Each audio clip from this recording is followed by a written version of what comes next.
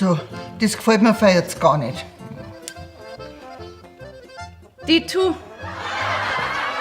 Also, na, jetzt reicht's. Hubert, steh auf, wir gehen.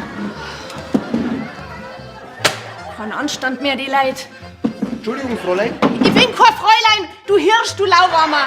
Ich bin die nette Annette. Da steht's, nette Annette. Das charmant bayerische Wirtshaus. Oder kannst du nicht lesen, du Hanswurst?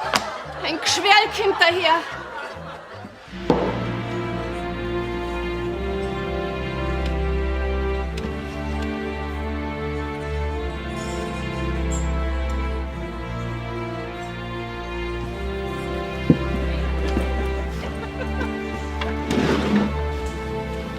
So, werden jetzt gewonnen bei einem blöden Saufspiel.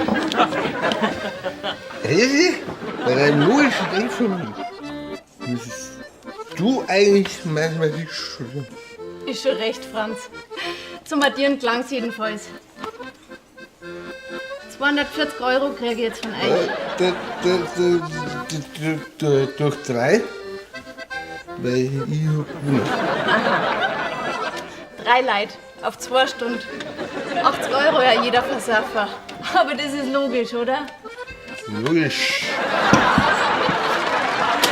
Männer. Ja, geht's noch? Was ist denn das? Wir wollten doch heimfahren. Na, du hast ja gesagt, ein Bier darf ich noch trinken.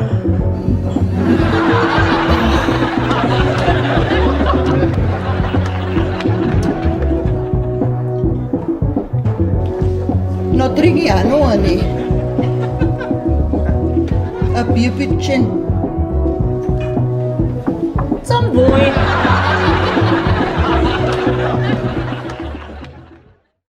Die Bayern Comedy wird unterstützt durch die Brigante Landbrauerei Schönraum.